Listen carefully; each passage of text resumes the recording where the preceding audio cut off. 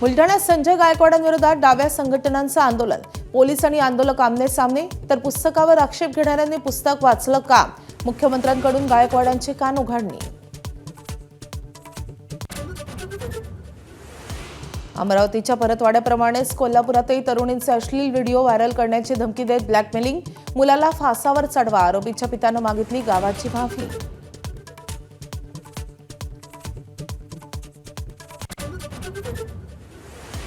एकोणतीस आणि 30 एप्रिलसाठी विदर्भातील सर्व जिल्ह्यांना येलो अलर्ट, तर ऐन उन्हाळ्यात मुंबईकरांवर पाणी कपातीची कुऱ्हाड, 15 मे पासून 10% पाणी कपात.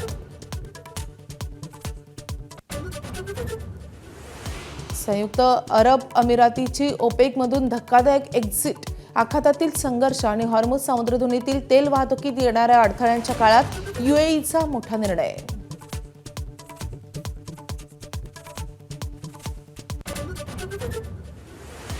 इंधन दर वाढल्यानं विमान वाहतूक संकटात, सरकारनं मदत द्यावी अन्यथा उड्डाणं बंद होतील. एअर इंडिया, इंडिगो आणि स्पाइस जेट कंपन्यांची सरकारकडे मागणी.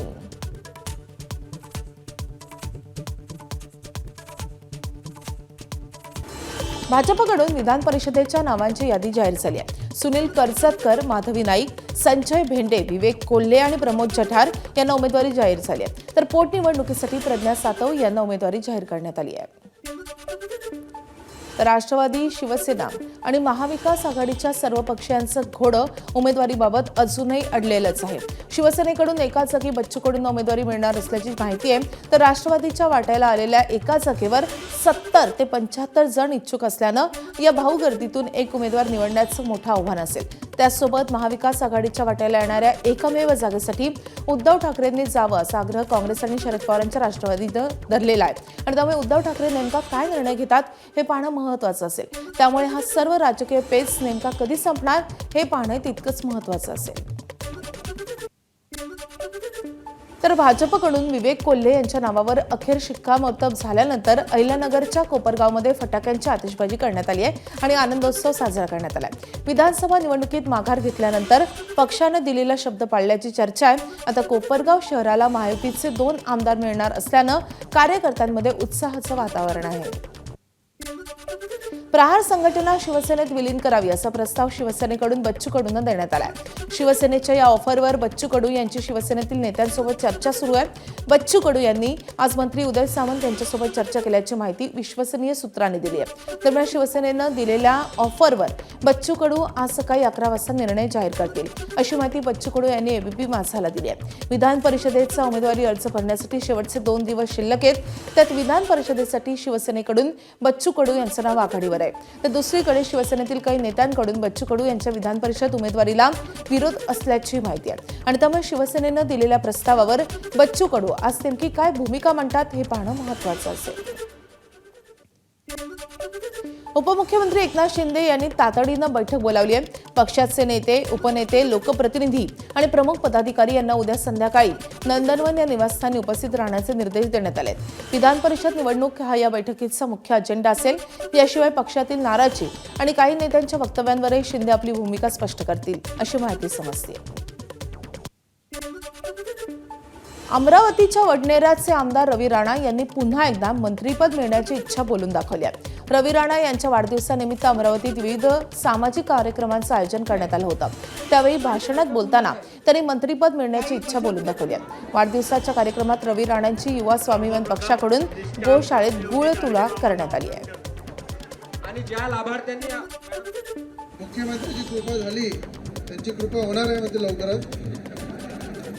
जर मी मंत्री झालो तर 10 मंत्र्याचं एकटा काम करीन रवी राणा.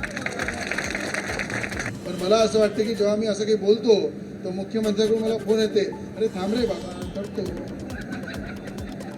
तर मग थांब रे बाबा करतो म्हटलं, मला आठवण आहे बा, म्हणून मी मला आठवण देत राहतो काय. तर म्हणून हे मनाचा अर्थ म्हणजे की तुमच्या माध्यमातून आवाज पोचवण्याचं काम हे होते. म्हणून मला नक्की विश्वास आहे येणाऱ्या काळामध्ये आपली सगळ्यांची या राज्याची सुद्धा सेवा करण्याची संधी मिळेल. बीडच्या केज तालुक्यातल्या मस्साचोक ग्रामपंचायतीच्या सरपंच पदासाठीची पोटनिवडणूक काल पार पडली आहे. यावेळी 84% मतदानाची नोंद झाली आहे. मस्साजोगचे दिवंगत सरपंच संतोष देशमुख यांच्या हत्येनंतर रिक्त झालेल्या या पदासाठी त्यांच्या पत्नी अश्विनी देशमुख आणि स्वरूपानंद देशमुख यांच्यात थेट लढत आहे.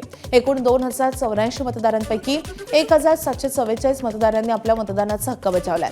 आज सकाळी 10 वाजता तहसील कार्यालयात मतमोजणी होणार असून मस्साजोगचा कौल नेमका कुणाला मिळतो हे पाहणं महत्त्वाचं असेल. शरद पवारांच्या पुण्यातल्या मोदी बाग या निवासस्थानी पवार कुटुंबियांचं गेट टुगेदर पार पडलंय. शरद पवारांची नात रेवती सुळेंचं लग्न ठरल्याच्या निमित्तानं हा भोजन कार्यक्रम आयोजित करण्यात आला होता. या कार्यक्रमाला सुनेत्रा पवार, पार्थ पवार, जय पवार यांच्यासह युगेंद्र पवार, रोहित पवार या राजकारणात असलेल्यांसह सर्व सदस्यांना आमंत्रित करण्यात आलं होतं. मात्र सुनेत्रा पवार पूर्वनियोजित बैठकांमुळे कार्यक्रमाला हजर राहू शकल्या नाही, तर जय पवारही पुण्याच्या बाहेर असल्यानं उपस्थित राहिले नाही. दरम्यान यावेळी कुठलीही राजकीय चर्चा झाली नाही अशी माहिती सूत्रांनी दिली आहे. रेवती सुळेंच्या विवाह सोहळ्यासंदर्भात आयोजन तसेच स्वागत समारंभाच्या बाबतीत चर्चा झाल्याची माहिती आहे. मुंबई, पुणे आणि बारामती या ठिकाणी स्वागत समारंभ पार पडणार आहे. राष्ट्रवादी काँग्रेसचे खासदार पार्थ पवार यांनी व्हीएसआर कंपनीच्या विमानानं प्रवास केल्याची पावती समोर आल्यानंतर राजकीय वर्तुळात चर्चांना उधाण आलं होतं. शरद पवारांच्या स्नेहभोजन कार्यक्रमासाठी पार्थ पवार व्हीएसआर विमानानं पोहोचल्याची माहिती आहे. दरम्यान या कंपनीच्या विमान अपघातात अजित पवारांचा मृत्यू झाला होता. रोहित पवारांकडून यापूर्वीच व्हीएसआर कंपनीवर गंभीर आरोप करण्यात आले असून जय पवारांनीही या कंपनीवर कारवाईची मागणी केली आहे. व्हीएसआरच्या लिअरजेट 45 या मॉडेलच्या 4 विमानांवर डीजीसीएकडून बंदी घालण्यात आली आहे. तर राष्ट्रवादीचे खासदार पार्थ पवारांचा व्हीएसआर विमानानंच प्रवास केलाय. व्हीएसआर एव्हिएशनच्या विमान प्रवासावरून निर्माण झालेल्या वादावर खासदार पार्थ पवार यांनी स्पष्टीकरण दिलंय. पवार साहेबांना भेटण्यासाठी तातडीनं पोहोचायचं असल्यानं कार्यालयाला विमानाची व्यवस्था करण्यास सांगितल्याचं त्यांनी म्हटलंय. शेवटच्या क्षणी झालेल्या बुकिंगमुळे नकळत व्हीएसआरचं विमान बुक झालं आणि विमानतळावर पोहोचेपर्यंत याची माहिती नव्हती असं त्यांनी स्पष्ट केलंय. ही प्रशासकीय चूक असल्याचं मान्य करत संबंधित एजंटशी करार रद्द करण्यात आल्याचे त्यांनी सांगितलंय. तसंच व्हीएसआर एव्हिएशनबाबतचा विरोध कायम असल्याचं स्पष्ट करत या प्रकरणावर राजकारण करू नये असं आवाहनही त्यांनी केलंय. मुंबई महापालिकेत प्रशासकीय कार्यपद्धतीवर आक्षेप विरोधी पक्षांकडून घेण्यात आलाय. मुंबई महापालिका सभागृहात तातडीचं कामकाज करण्यासाठी सत्ताधारी आणि विरोधी पक्षांचे नगरसेवक मिळून 3/4 संख्याबळ आवश्यक असतं. पण या नियमाला डावलून अपुऱ्या संख्याबळासह तातडीच्या कामकाजाचा प्रस्ताव मंजूर झालाय. आरोग्य विभागाच्या साहित्य खरेदीचा प्रस्ताव असा नाही. भाभा रुग्णालय परिसरातील महापालिकेच्या मालकीचे भूखंड भाडेतत्वावर देण्याचा ठराव मंजूर करण्यात आलाय आणि त्यामुळे महापालिकेचे मुख्याचे भूखंड भाड्याने देण्याचा सत्ताधाऱ्यांचा डाव असल्याचा आरोप विरोधकांनी केलाय. या संदर्भात विरोधी पक्षांचे नगरसेवक महापालिका आयुक्तांची भेट घेणार असून महापालिका सचिवांना घेराव घालण्याचा इशारा त्यांनी दिलेला आहे. जर 40 होते आणि तुमचे 75 होते तर हे यूडीचा जे तुमचा प्रस्ताव होता ते पडला. पण त्यांनी धांदली करून आणि एमएसनी मिसगाईड करून महापौर महोदयाला सांगितलं की हे 21 आहे आणि हे 75 आहे. त्याच्यानंतर ते पास झाला ते विषय. आमचं असं म्हणणं आहे की एमएस बायस झालेले आहे आणि एमएसचं काम कायदा काय म्हणतात, एमएसचं काम महापौराला काय सेक्शन आहे काय गाईड करायचं होतं तर ते केलं नाही. संख्या पाहिली तर सत्ताधाऱ्यांची 75 होती. शिंदे गुट आणि ते धरून 75 होते आणि आम्ही सर्व धरून 40 होतो.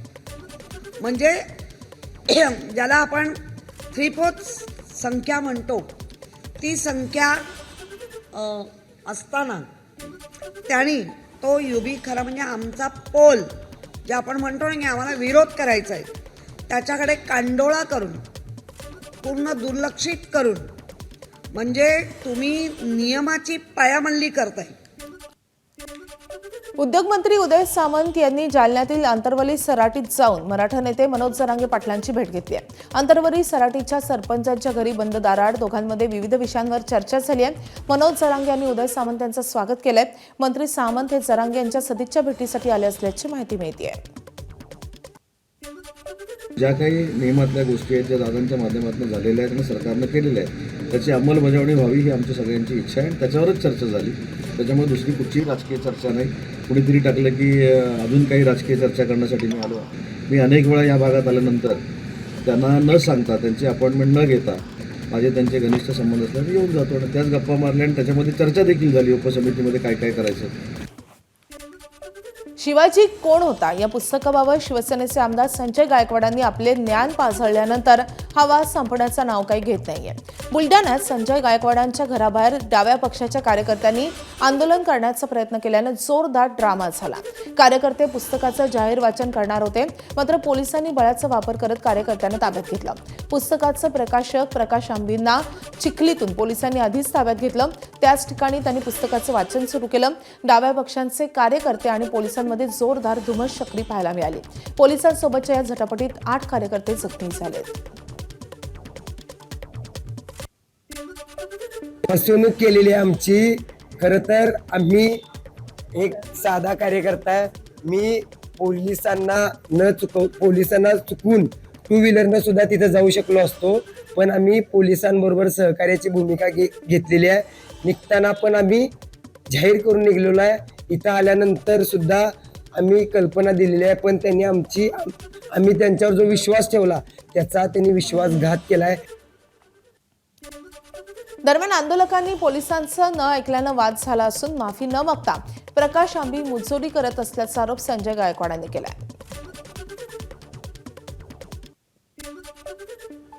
पोलिसांनी योग्य पाऊल उचललं. आम्ही जसं पोलिसांचं ऐकलं तसं पोलिसांना ऐकलं नाही आणि त्याच्यामुळे पोलिसांनी त्या सगळ्यांना डिटेन केलं आणि त्याच्यामुळे नारेबाजी त्यांच्याकडनं पण झाली, तर प्रत्युत्तरात आमच्या समोर पण झाली, परंतु पुस्तकाचं वाचन मात्र झालेलं नाही. प्रकाश आंबी याला तिकडे रस्त्यातच पोलिसांनी डिटेन केलेलं आहे आणि त्याच्यामुळे कदाचित ते इथं आले असते आणि त्यांनी जर मुजोरी केली असती तर कदाचित काही वेगळं घडलं असतं, पण ईश्वर कृपेने पोलिसांच्या खास प्रयत्नाने हे झालं नाही. त्याच्याबद्दल मी पोलिसांचे धन्यवाद व्यक्त करतो. प्रकाश आंबे आणि अजून माफी मागितली नाही, उलट मुजोरीसारखे या आमच्या जिल्ह्यामध्ये येऊन आमच्या शिवभक्तांच्या जखमीवर मीठ चोळा लिहून राहिले.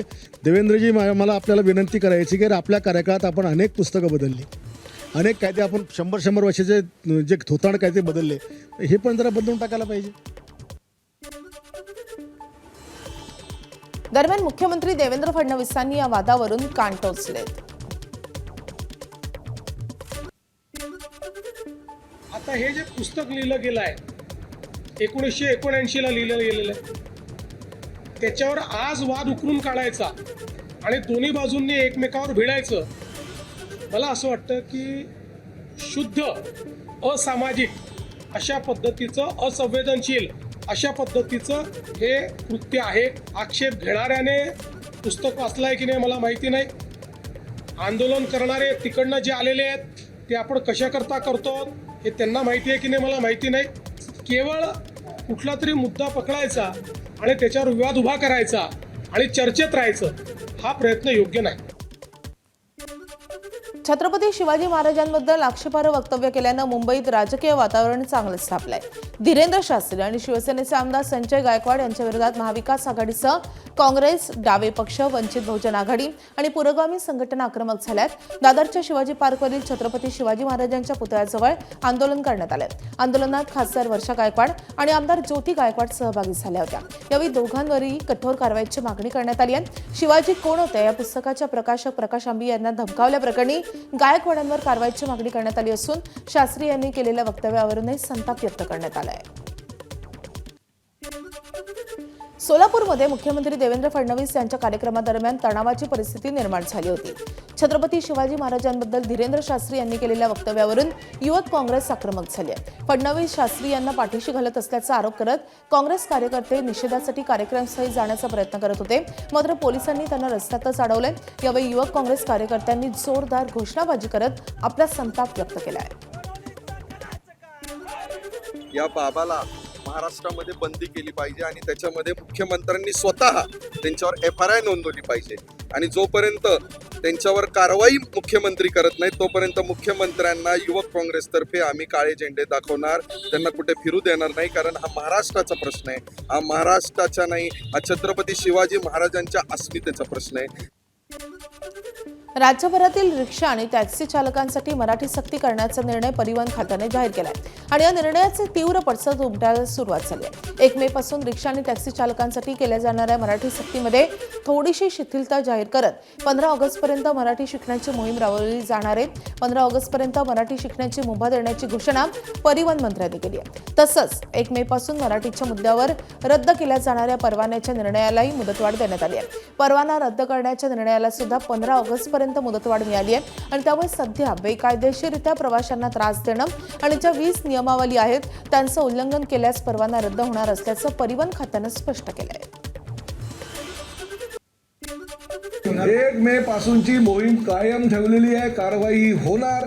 फक्त मराठीसाठी त्यांना 15 ऑगस्ट पर्यंतची मुदत दिलेली आणि ती आम्ही शिकू. परंतु आमची 1 मे पासूनची जी कारवाई आहे ती राहणार. आम्हाला कळलं तर पाहिजे की किती हिंदी भाषिकांना, कारण कोणी सांगतं 15 लाख, कोणी सांगतं 10 लाख, कोणी सांगतं 5 लाख. अरे किती हिंदी भाषिक रिक्षा चालक आहे हे आमच्याकडे डाटा तर आला पाहिजे आमच्या 59 RTOच्या माध्यमातून.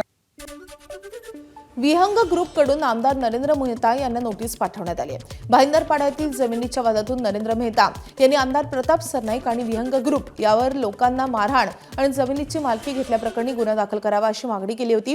या प्रकरणी 7 दिवसांच्या आत वक्तव्य मागे घ्या, अन्यथा कायदेशीर कारवाईला सामोरे जा अशी नोटीस विहंग ग्रुपने पाठवली आहे. मुंबईतील KEM हॉस्पिटलच्या नामांतराचा मार्ग मोकळा झालाय. रुग्णालयाचं नाव बदलून कौशल्यश्रेष्ठ एकलव्य स्मारक रुग्णालय करण्याचा प्रस्ताव आता प्रशासनाकडूनही मान्य करण्यात आलाय. यासाठी मंगलप्रभात लोढा यांनी महापौरांना पत्र दिलं होतं. आरोग्य समितीनं प्रस्ताव मंजूर करून आयुक्तांकडे अभिप्रायासाठी पाठवला होता आणि आता आयुक्तांनीही या नामांतराला हिरवा कंदील दिल्याची माहिती समोर येते आहे. मुख्यमंत्री देवेंद्र फडणवीस सोलापूर दौऱ्यावर होते. सोलापूर जिल्ह्यातल्या स्थानिक स्वराज्य संस्थांच्या नवनिर्वाचित सदस्यांचा सत्कार यावेळी फडणवीसांनी केला. सोलापूरमध्ये आधुनिक गारमेंट पार्क तयार करणार असल्याची घोषणा मुख्यमंत्र्यांनी केली आहे. तर पंढरपूर कॉरिडॉर संदर्भात व्यापाऱ्यांना विश्वास देत तुमचा धंदा 10 पट वाढेल असंही त्यांनी म्हटलंय. पंढरपूर कॉरिडॉरच्या दुकानदारांनाच फायदा होणार आहे असंही मुख्यमंत्र्यांनी स्पष्ट केलं आहे.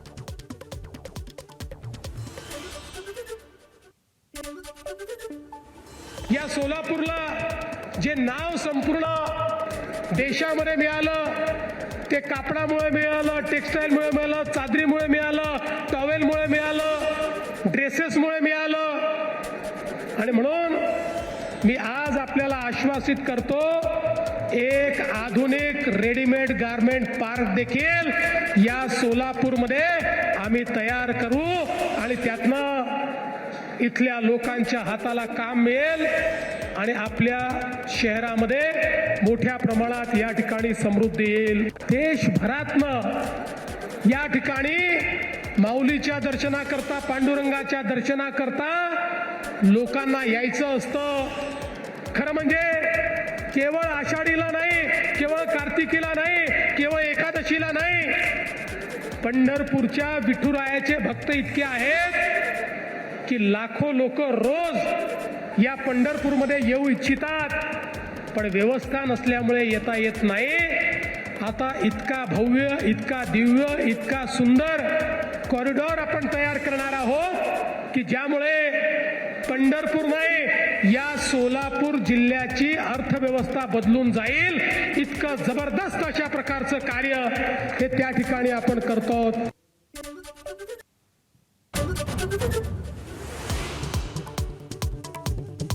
भाजपकडून विधान परिषदेसाठी 5 उमेदवारांची नावं जाहीर.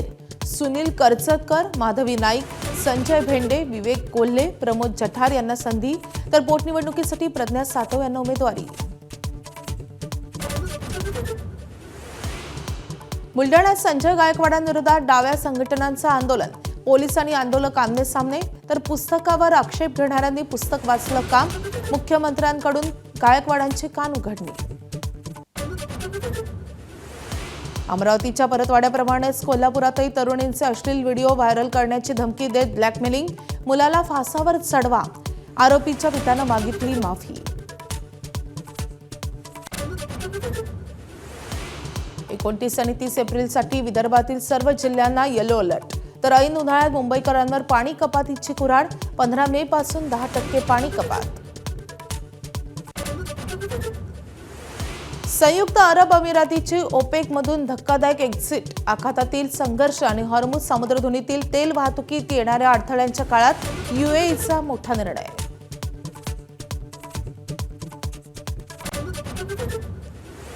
इंधन वाढल्यानं विमान वाहतूक संकटात, सरकारनं मदत द्यावी अन्यथा उड्डाणं बंद होतील.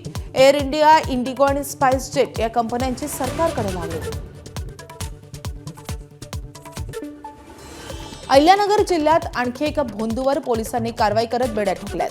श्रीरामपूर पोलीस ठाण्यात दाखल गुन्ह्यानुसार गणेश शिंदे याच्यावर महिला अत्याचार आणि जादूटोणा विरोधी कायद्यानुसार कारवाई करण्यात आली आहे. पोटाचा आजार बरा करून देण्याच्या बहाण्यानं त्यानं पीडित महिलेकडून तब्बल 20 लाख रुपये उकळल्याचा आणि लैंगिक अत्याचार केल्याचा आरोप आहे. या प्रकरणात अटक झालेल्या शिंदेला 4 दिवसांची पोलीस कोठडी सुनावण्यात आली आहे. वेलापूर गावात दावल मलिक बाबा नावाने तो आश्रम चालवत होता आणि दरबार भरवत असल्याची माहिती समोर आली आहे.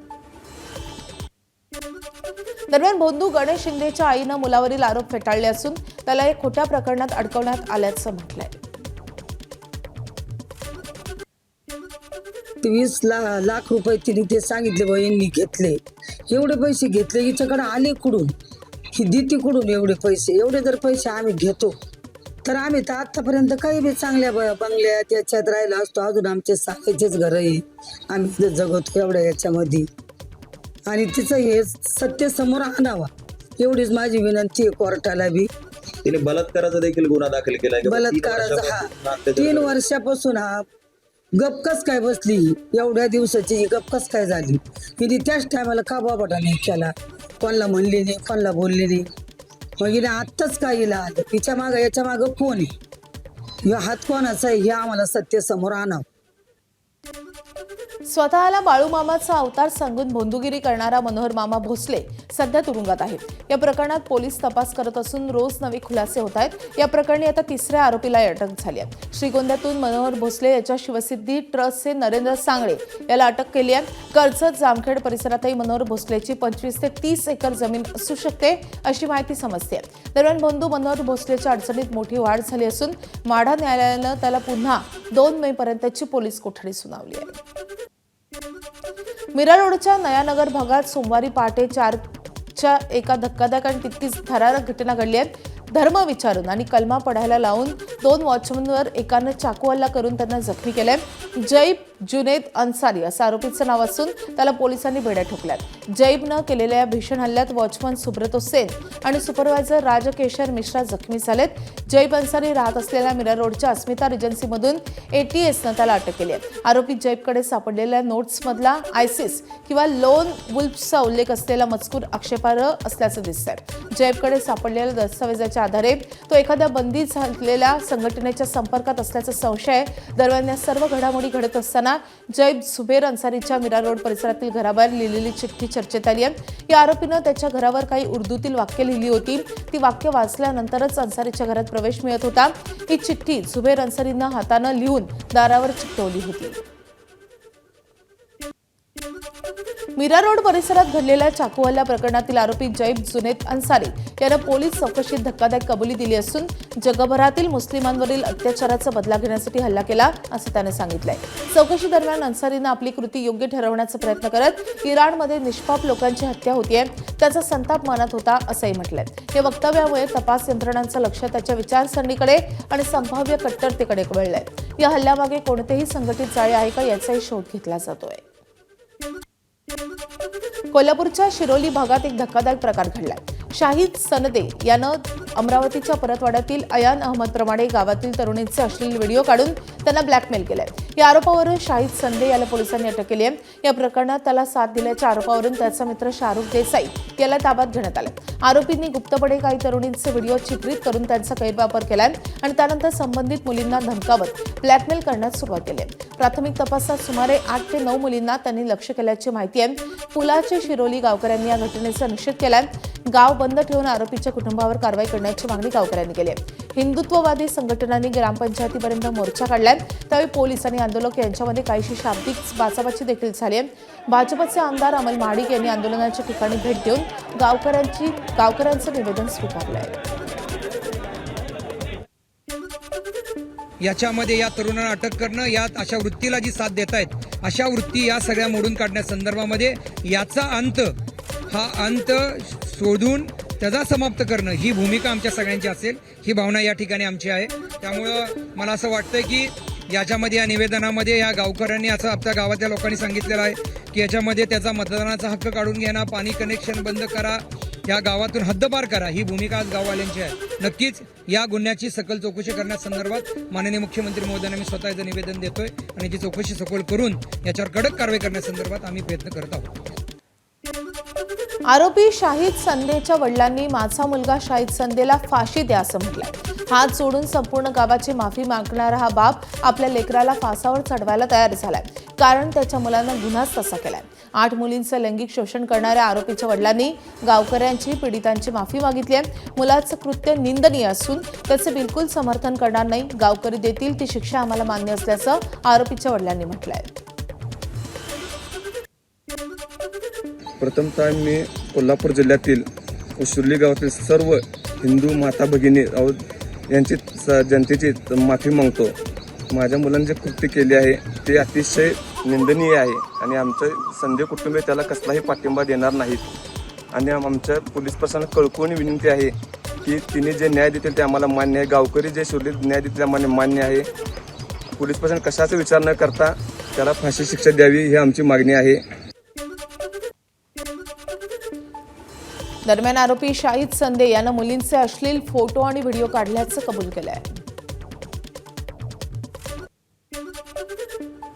माझं नाव शाहिद समीर संदे, राहणार शिरोली, ग्रामपंचायतजवळ टागली गल्ली.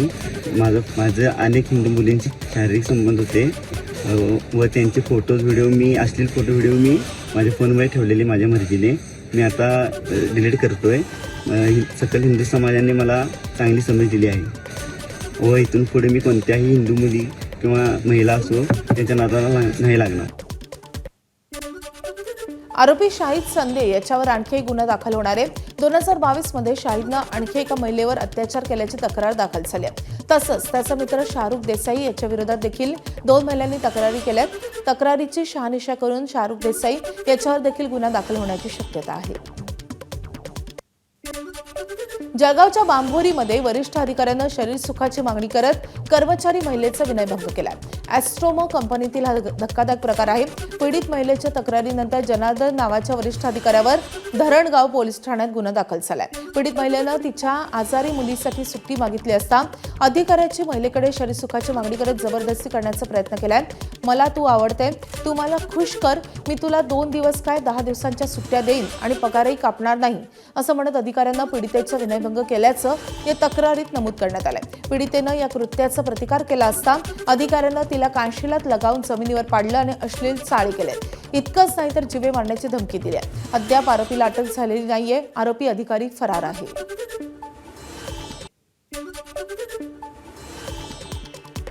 तिच्या तक्रारीवरून विनयभंगाचा गुन्हा जनार्दन नावाचा जो सेक्युरिटी इन्चार्ज आहे तिथला त्यांच्या विरुद्ध गुन्हा दाखल झालेला आहे.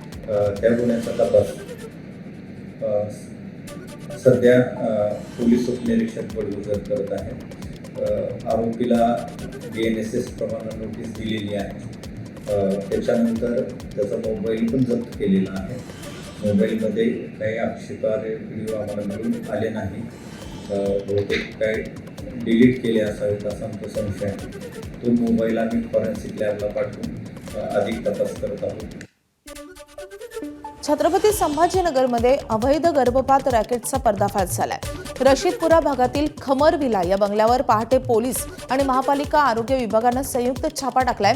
या कारवाईत गर्भपातासाठी लागणारं घातक साहित्य, औषधं आणि बेकायदेशीर सोनोग्राफीसाठी वापरला जाणारा प्रोब जप्त करण्यात आलाय.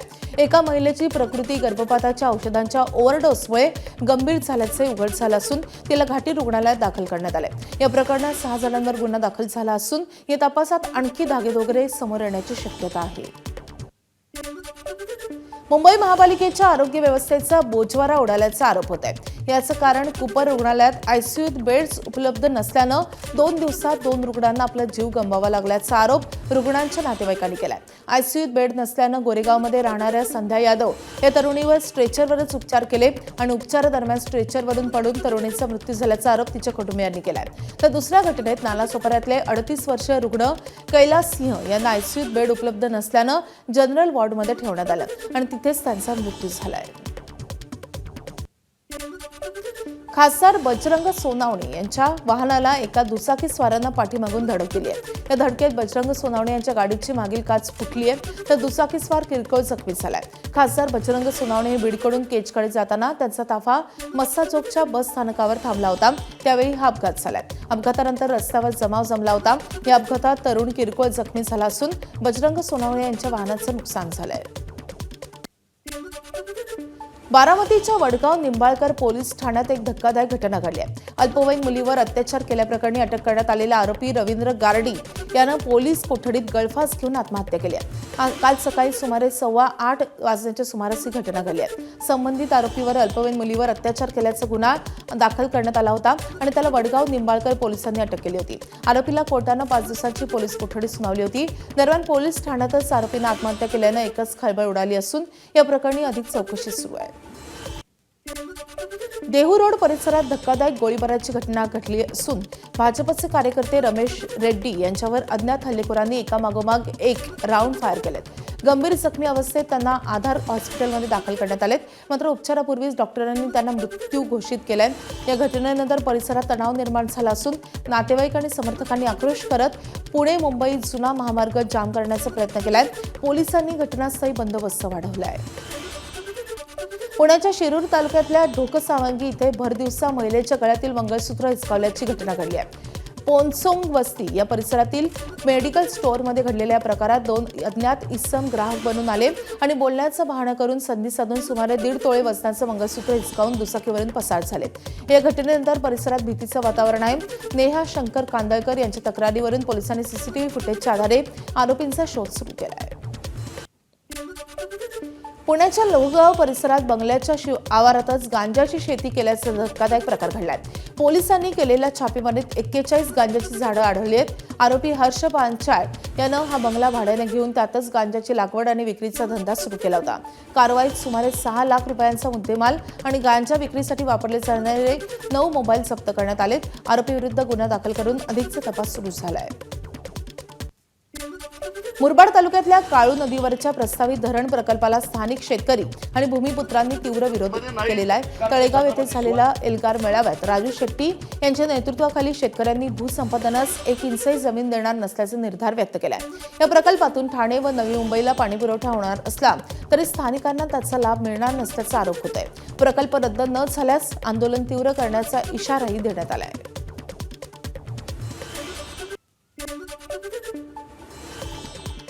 परमेश्वराच्या कृपेनं वर्ण पडतंय ते आणि त्याच्यावरही तुमचाच अधिकार, आमचंही आमचंच, तुमचंही आमचंच.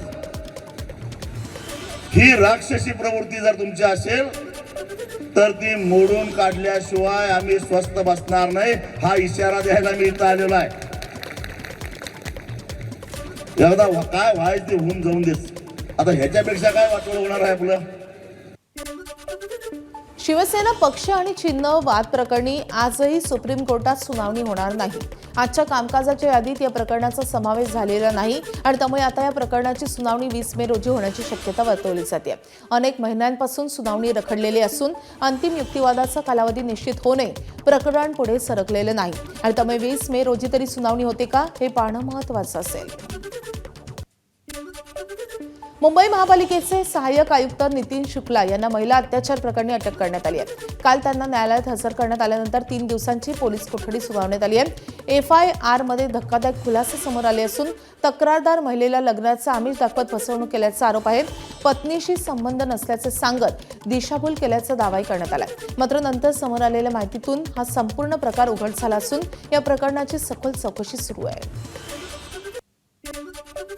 भिवंडी तालुक्यातल्या कांवारी नदीची दुरवस्था झाली आहे. अतिक्रमण आणि वाढत्या प्रदूषणामुळे नदीचं अस्तित्व धोक्यात आलं असून शहरात प्रवेश करताच तिचे रूपांतर गटारगंगेत होत असल्याचं चित्र आहे. अपूर्ण मलनिस्सारण प्रकल्पांमुळे सांडपाणी थेट नदीत सोडलं जात आहे, तर औद्योगिक रसायनांमुळे प्रदूषणात भर पडते आणि त्यामुळे जलचर जीव धोक्यात आले असून नदी पात्रही आक्रसत चाललंय. दरम्यान महापालिकेकडून भुयारी गटार योजना आणि स्वच्छता मोहिमेद्वारे परिस्थिती सुधारण्याचे प्रयत्न सुरू असल्याची माहिती प्रशासनानं दिली आहे. हे सांडपाणी इतरत्र जात आहे, तर ते सांडपाणी रोखून आपण आता STPला घेतोय ते पाणी, मग शुद्धीकरण करून ट्रीटमेंट करून आपण ते हे करतोय, रियूज पण करतोय बऱ्याच प्रमाणात. आता सद्यस्थितीत. तसंच कामवारी नदीमध्ये आपल्याला जे शुद्धीकरण, खोलीकरण असेल, गाळ काढणे ही जी कामं आहेत ही आता आपण DPR बनवायच्या स्टेपला आहे. आता पण शासन स्तरावर त्याचा पाठपुरावा करून सदर कामे केली जाणार आहेत महापालिकेकडून.